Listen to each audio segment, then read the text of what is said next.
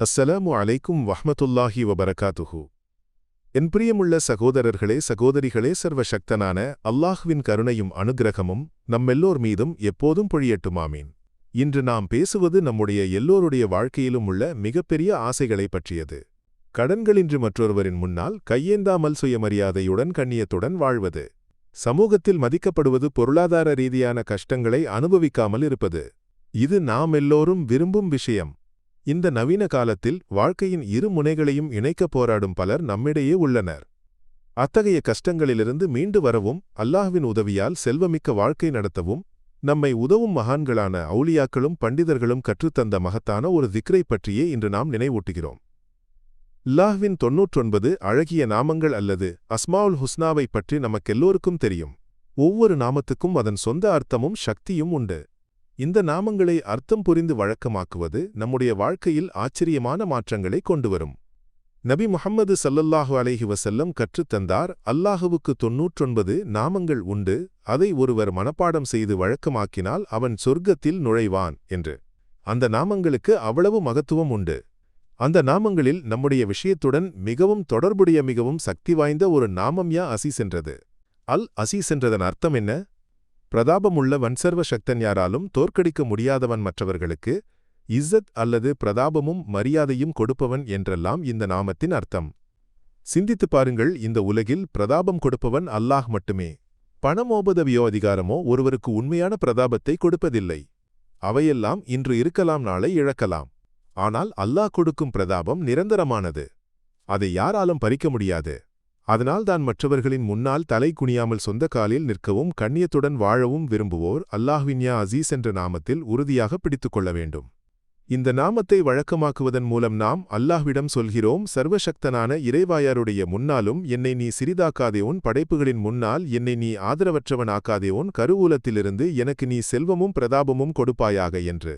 நம்முடைய வழக்கமாக்கினால் நம்முடைய வாழ்க்கையில் என்ன மாற்றம் வரும்?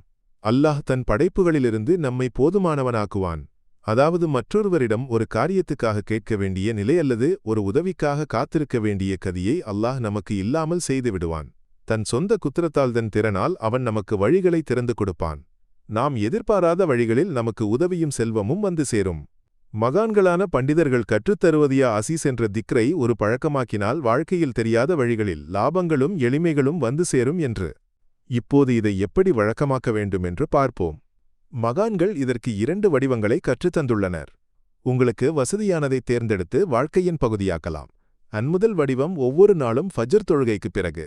ஃபஜ்ர் தொழுகை முடிந்து அதற்கு பிறகுள்ள திக்ருகளும் துஆக்களும் எல்லாம் செய்த பிறகு நீங்கள் எழுந்திருக்காமல் அதே உட்கார்ந்த நிலையில் கிப்லாவை முகமாக கொண்டு உட்காருங்கள். அந்த நேரம் அல்லாஹ்வின் ரஹ்மத் ஏராளமாக பொழியும் நேரம். அந்த உட்கார்ந்த நிலையில் உங்கள் திறனுக்கு ஏற்பயா அசீஸ் என்று சொல்லிக் கொண்டிருங்கள். இதற்கு சிறப்பு எண்ணிக்கைகள் இல்லை. சிலர் 33 முறை சொல்வார்கள், சிலர் 100 முறை, வேறு சிலர் 313 முறை அல்லது 1000க்கு மேலும் சொல்பவர்களும் உண்டு. எண்ணிக்கைதான் முக்கியமல்ல, நம்முடைய இதயத்தின் இக்லாஸ் உண்மையான தன்மைதான். அல்லாஹ்வில் முழுமையாக நம்பிக்கை வைத்து அவன் என் கஷ்டங்களை மாற்றித் தருவான் என்ற உறுதியான விசுவாசத்துடன் சொல்லுங்கள். இப்படி வழக்கமாக்கினால் அல்லாஹ்வின் அனுக்கிரகத்தால் வாழ்க்கையில் மற்றொருவரிடம் கேட்க வேண்டிய நிலையின்றி கண்ணியமும் சுயமரியாதையும் உள்ள வாழ்க்கையை அல்லாஹ் நமக்கு கொடுப்பான் என்ற உறுதி. இரண்டாவது வடிவம் கொஞ்சம் எளிதானது. ஒவ்வொரு நாளும் ஃபஜ்ர் தொழுகைக்கு பிறகு குறிப்பாக 41 முறையா அசீசு அல்லாஹ் என்று சொல்லுங்கள். மிக குறைந்த நேரமே இதற்கு தேவை. ஆனால் இதை வழக்கமாக்குவதன் மூலம் அல்லாஹ் தன் படைப்புகளில் நம்மை செல்வந்தனாக்குவான், மற்றவர்களை சாராமல் வாழ்வதற்கான பெரிய திறனை கொடுப்பான். இங்கே நாம் கவனிக்க வேண்டிய சில விஷயங்கள் உண்டு. இது 1 அல்லது 2 நாட்கள் அல்லது ஒரு வாரம் சொல்லி நிறுத்துவதல்ல. இதை ஒரு வாழ்க்கை முறையாக, நம்முடைய தினசரி வழக்கத்தின் பகுதியாக மாற்ற வேண்டும். எப்போது அல்லாஹுவின் உதவி தேவையோ அப்போதெல்லாம் இந்த திக்ர் நம்முடைய உதடுகளில் இருக்க வேண்டும். மற்றொன்று இக்லாஸ், அதாவது உண்மையான தன்மை. வெறும் நாவின் நுனியில் வரும் வார்த்தையாக இல்லாமல் இதயத்தின் ஆழத்திலிருந்து முழுமையான விசுவாசத்துடன் சொல்ல வேண்டும்.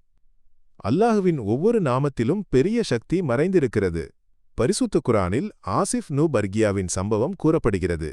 அவர் அல்லாஹ்வின் இஸ்முல் அஃப்தம் அல்லது மகத்தான நாமத்தை பயன்படுத்தி துஆ செய்த போதுகன் இமைக்கும் நேரத்தில் பல்கீஸ் ராணியின் சிம்மாசனத்தை கொண்டு வர முடிந்தது. அல்லாஹ்வின் நாமங்களுக்குள்ள சக்தி அவ்வளவு பெரியது. நாகவே பிரியமுள்ளவர்களே, நம்முடைய வாழ்க்கையிலுள்ள பொருளாதார கஷ்டங்கள், கடன், பிரச்சனைகள், வேலையின்மை, மற்றவர்களின் முன்னால் சிறிதாகி போகும் உணர்வு, இத்தகைய எல்லா டென்ஷன்களிலிருந்தும் தப்பிக்க இந்த திக்ர் ஒரு காரணமாகும். நாம் செய்ய வேண்டியது அல்லாஹ்வில் உறுதியாக நம்பி இந்த திக்ரை வழக்கமாக்குவதோடு ஹலாலான வழியில் உழைப்பதும் ஆகும். அப்போது நம்முடைய உழைப்பில் அல்லாஹ் பரகத்தை பொழிந்து தருவான். சர்வசக்தனான இறைவந்தன் அஸ்மாவுல் ஹுஸ்னாவின் பரகத்தால் நம்மெல்லோரையும் செல்வந்தர்களும் பிரதாபமுள்ளவர்களும் ஆக்கட்டும். நம்முடைய எல்லா கடன்களையும் தீர்த்து தரட்டும். நோய்களை குணமாக்கட்டும். மனரீதியான கஷ்டங்களிலிருந்து சமாதானம் கொடுக்கட்டும். மற்றவர்களின் முன்னால் கையேந்தும் நிலையிலிருந்து நம்மையும் நம்முடைய குடும்பத்தையும் அவன் காத்தருளட்டும்.